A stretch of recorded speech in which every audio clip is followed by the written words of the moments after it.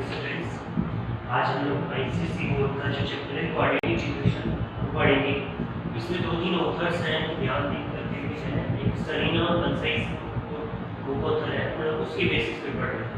आज जो पढ़ेंगे वो that is including ICSE board syllabus. आज हम लोग सिर्फ क्वाड्रेटिक इक्वेशन के कॉन्सेप्ट्स पढ़ेंगे, हमें क्वाड्रेटिक इक्वेशन क्या क्या गिवन है, ये सब चीजें हम लोग आज पढ़ेंगे। तो देखिए क्या करते हैं। सबसे पहले हमारे पास क्वाड्रेटिक इक्वेशन लिखा हुआ है। क्वाड्रेटिक इक्वेशन का मतलब होता है डिग्री। डिग्री जो है वो 2 होनी चाहिए, राइट। अब डिग्री 2 से मतलब क्या हो गया, कोई भी इक्वेशंस जैसे मैंने इक्वेशन की x³ + 3x² + 2x + 1 equal to 0 and equation का x² 2x² + 3x + 4 equal to 0। दो इक्वेशंस लिखिए। दो इक्वेशन में जो फर्स्ट वाली इक्वेशन है उसकी हाईएस्ट पावर, पॉलीनोमियल की जो हाईएस्ट पावर होती है that is known as degree of the polynomial. Absolutely. तो हमें इक्वेशन का हाईएस्ट पावर देखनी है। हाईएस्ट पावर में इक्वेशन की 3 x की हाईएस्ट पावर 3 x की हाईएस्ट पावर 2, तो ये 3 है, इसको बोलेंगे क्यूबिक इक्वेशन। ये सब आपको पता है ऑलरेडी। और ये हमारे पास है, इसको बोलेंगे क्वाड्रेटिक इक्वेशन। ठीक है, तो हम लोग आज हम लोग डिस्कशन करेंगे इस क्वाड्रेटिक इक्वेशन पे डिस्कशन करेंगे। देखिए स्टैंडर्ड फॉर्म जो होता है, स्टैंडर्ड फॉर्म जो होता है हमारे पास ax² + bx + c = 0, that is the standard form of the quadratic equation. एक क्वाड्रेटिक इक्वेशन की स्टैंडर्ड फॉर्म है। अब हमारे पास में तीन वेरिएबल है a b c एंड उसके साथ में ये सारे कांस्टेंट्स हैं। सॉरी, a b c जो हमारे कांस्टेंट्स हैं और वेरिएबल हमारा x वेरिएबल है। अब ये जो वेरिएबल्स a b c की वैल्यू रियल नंबर्स होंगी, सारे इसके अंदर a b c belongs to real numbers होंगे। बट कंडीशन ये है कि हम लोग b को 0 रख सकते हैं। b = 0 + c = 0 but a could not be 0 because अगर हमने a की वैल्यू 0 रखी तो ये बन गया 0x² + bx + c = 0। इक्वेशन आ गई bx + c = 0। ये हमारे पास कौन सी इक्वेशन है? ये है पावर, हाईएस्ट पावर जो है 1 है। जब भी हाईएस्ट पावर 1 होती है तो कहते हैं लीनियर इक्वेशन। और यहाँ पे वेरिएबल सिर्फ एक है x, तो लीनियर इक्वेशन विद 1 वेरिएबल्स। तो ये याद है। अब देखिए ये हमारे पास इक्वेशंस आ गई। अब इसको सोल्व करने के तरीके क्या क्या हैं? हमारी जो सिलेबस में है अकॉर्डिंग टू आईसीएसई बोर्ड हमारे पास स्टैंडर्ड जो है solution of this standard form is given by 2 methods. There is a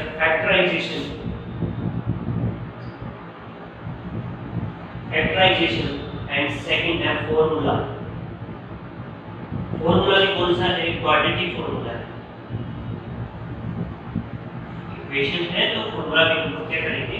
quadratic formula use करें। फैक्टराइजेशन मेथड जो है वो सबसे सिंपलेस्ट फॉर्म है। जैसे मैं अभी एक एग्जांपल लेता हूं कि ये हम लोग ने 8th क्लास में भी पढ़ा है, 9th क्लास में पढ़ा है। क्वाड्रेटिक स्टैंडर्ड फॉर्म जैसे मैंने ले लिया x² + 10x + 25, राइट। ये ले लो, सॉरी, ये हमने इक्वेशन ली, राइट। हमने इक्वेशन ली 5x² + 10x + 5 = 0। अब देखिए फर्स्ट और लास्ट में से नंबर्स सर्च करते हैं, इसको मल्टीप्लाई करेंगे तो ये आ जाएगा 25। ऐसे दो नंबर्स इनका एडिशन तो 10 होता हो और मल्टीप्लिकेशन 25 होता हो। तो इसके लिए हमारे पास सिंपल है 5 and 5 तो हो गया 5x² + 10 sorry 5x + 5x + 5 = 0। First वाले में सेकंड वाले में, फर्स्ट वाले में 5x कॉमन आ गया तो हो गया x + 1। सेकंड वाले में से 5 कॉमन आ गया x + 1 = 0। अगेन कॉमन आ रहा है x + 1 एंड 5x + 5 = 0। क्लियर? देखिए ये मैं ट्रिक बता रहा हूँ, बहुत सिंपल ट्रिक है। जब भी आपके पास फर्स्ट ब्रैकेट्स में ओनली वेरिएबल्स आ रहे हैं, फर्स्ट ब्रैकेट्स में ओनली वेरिएबल आ रहा है तो सेकंड जो पेन है उसमें से जो भी न्यूमेरिकल वैल्यू आप उसको ब्रैकेट से बाहर निकालें। क्लियर सबको? तो ये हमेशा ध्यान रखो, ये और ये दोनों इक्वल होने चाहिए। तो यहाँ से हमारे पास इक्वेशन आ गई x plus 1 equal to 0 and 5x plus 5 equal to 0.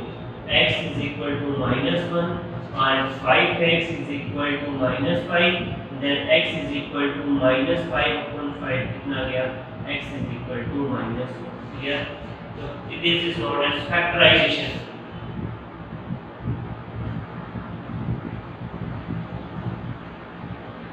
Clear? ये जो मेथड है वो फैक्टराइजेशन मेथड है, ये सिंपल. क्लियर? इसके बाद में क्वाड्रेटिक फॉर्मूला है. क्वाड्रेटिक फॉर्मूला हमारे पास जो है एक्चुअली आपके यहाँ बताया नहीं गया है. मैं अगर आपको बता दूं कि क्वाड्रेटिक फॉर्मूला कैसे कैलकुलेट करते हैं तो मैं आपको अभी क्वाड्रेटिक फॉर्मूला डायरेक्ट लिख रहा हूँ. Minus b x is equal to minus b plus minus root of b square minus 4ac upon 2a. आपको भी ये याद है जब हम क्लास में क्वेश्चंस करेंगे तो मैं बताऊंगा कि फॉर्मूला कैसे आया, वो भी मैं आपको बताऊंगा कैसे कैलकुलेट करते हैं इस फॉर्मूले को. वो भी अब देखिए यहाँ पे minus b plus minus 2b square minus 4ac ये हमारी स्टैंडर्ड इक्वेशन के लिए. और स्टैंडर्ड इक्वेशन कौन सी है हमारी? ax square plus bx plus c equal to 0. That is the standard coordinate equation. अब आपको पता चल गया होगा कि a क्या है? That is the coefficient of x square.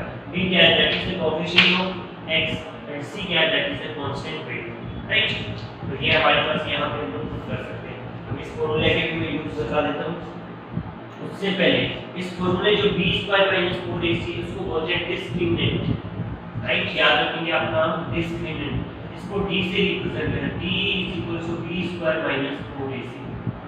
इस फॉर्मूले का आप अच्छे से ध्यान रखिए. d is equal to b square minus 4ac. ये बहुत ही इंपॉर्टेंट फॉर्मूला है, आपको ध्यान रखना है. ये डिसाइड करता है कि जो क्वाड्रेटिक इक्वेशन है उसके रूट्स रियल होंगे, इमेजिनरी होंगे, रियल एंड इक्वल भी हो सकते हैं, रियल एंड डिफरेंट भी हो सकते हैं. तो हमें ये डिसाइड करना है कि हमें कब कैलकुलेट करना है. तो देखिए जो इमेजिनरी चीजें होती है उसको हम आयोटा से रिप्रेजेंट करते हैं, जो कि हम 11th स्टैंडर्ड में पढ़ते हैं. तो अभी सिर्फ हमें रूट्स अगर इमेजिनरी याद तो उसको वही छोड़ना है. तो ये कैसे डिसाइड करना वो देखना है. मैंने कहा कि किसी की इक्वेशन के अंदर d जो है वो ग्रेटर देन 0 आ रहा है. That is equal to real plus different. Clear? इस चीज को ध्यान रखना है. That is the first condition is that if the value of d is greater than 0 it means d की वैल्यू पॉजिटिव होगी तो रियल्स एंड डिफरेंट होंगे दोनों ही रूट्स. सेकंड हम लोग लेते हैं d is equal to 0 that is equal to real plus equal. Right?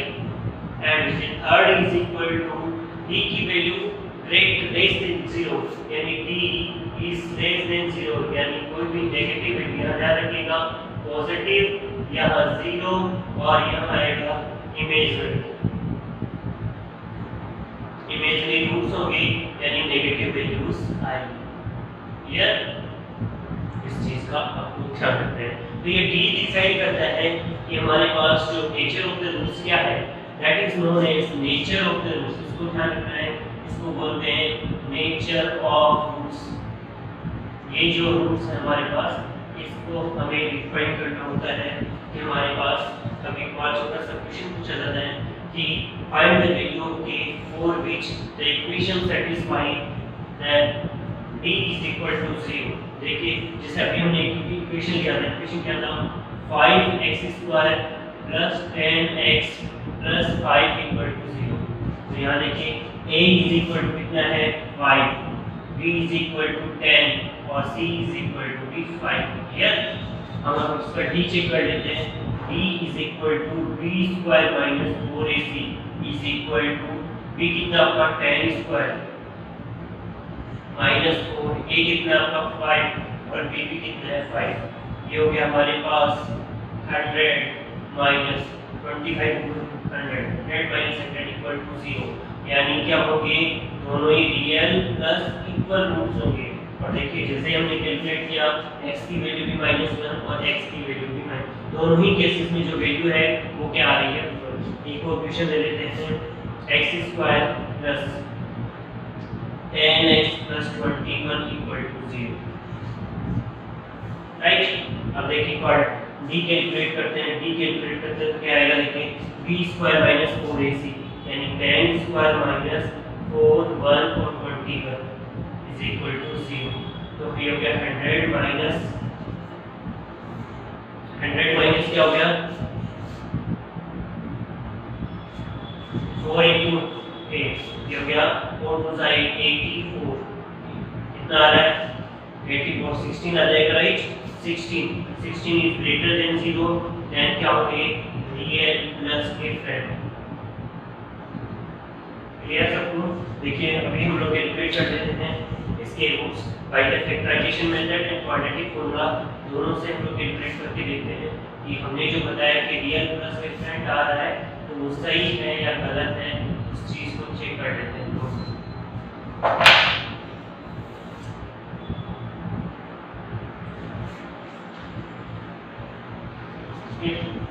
चलिए हमारे पास इक्वेशन है x² plus 10x plus 21 equal to 0। पता चल रहा है ऐसे दो नंबर्स का मल्टीप्लिकेशन तो होता है 21, एडिशन 7 और 3, 7 और 6 क्या x² plus 3x plus 7x plus 21 equal to 0। कोई प्रॉब्लम नहीं, आप किसको पहले लिखते हैं 3x को पहले लिखते हैं 7x को, उसमें कोई प्रॉब्लम नहीं, आप जैसे चाहे।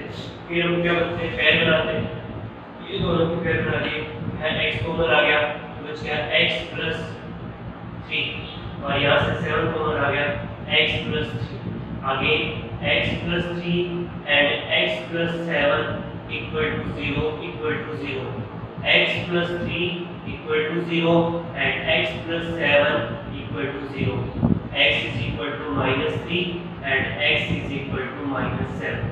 क्लियर? देखिए दोनों ही रियल है और दोनों ही डिफरेंट है, तो ये जो कंडीशन थी both are real and different. ठीक है, अब उसके बाद फैक्टराइजेशन मेथड हो गया, उसके में जो है ये हमारे पास हो गई। इसके बाद बाय इंटीग्रेशन करना बहुत इजी है।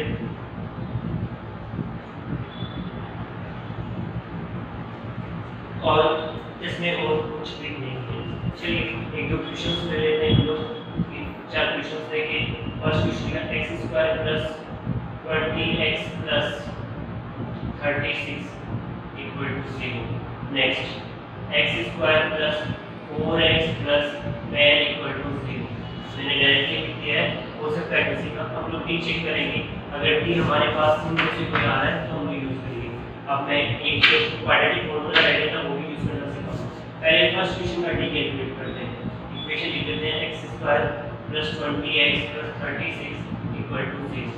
तो b² minus 4ac, b coefficient of x होता है 20² माइनस 4, a कितना है 1 और c कितना है 36, 20 के स्क्वायर 400 माइनस 36 into 4, 36 into 2 होता है 72, 72 का डबल होता है 144, राइट।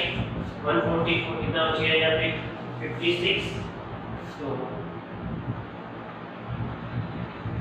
256 ग्रेटर देन 0 क्या होंगे real plus different, right.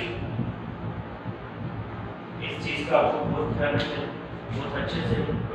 Real plus different आ गए तो कैलकुलेट कर लेते हैं इससे d से। तो x is equal to minus b plus minus root of b² minus 4ac upon 2a। ये हमारा स्टैंडर्ड फॉर्मूला है, इसको हमें ध्यान रखना है।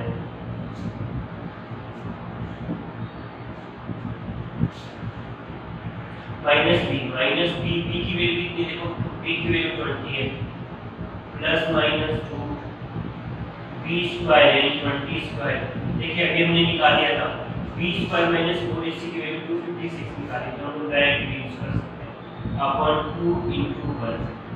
तो क्या बन गया -20 प्लस माइनस क्या होगा 256, 15 का स्क्वायर 2 बार 16 का स्क्वायर 256, 16 अपॉन 2।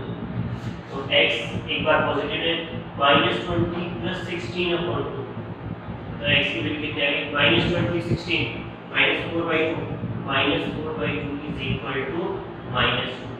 और नेगेटिव लेंगे तो क्या बनेगा x is equal to -20 plus 16, sorry -16 negative sign लेते हैं अपॉन 2, तो कितना हो गया -36 अपॉन 2, कितना होता है 18, x इज इक्वल टू -18। यहाँ से एक वैल्यू आ गई और x इज इक्वल टू -2, यहाँ से दोनों वैल्यूज क्लियर। ये क्वाड्रेटिक फॉर्मूला है। ये हमारे बेसिक कॉन्सेप्ट थे क्वाड्रेटिक इक्वेशन के। जो द अदर बोर्ड्स हैं जैसे लाइक सीबीएसई, उनमें थोड़ा सा एक्स्ट्रा ड्यू है। एक सीएसएम मेथड है जो आपकी यहाँ गिवन नहीं है, पर मैं आपको जब क्लास में क्वेश्चन सॉल्व करवाऊंगा तो ये कैलकुलेट करके बताऊंगा कि कैसे आता है। Thank you so much.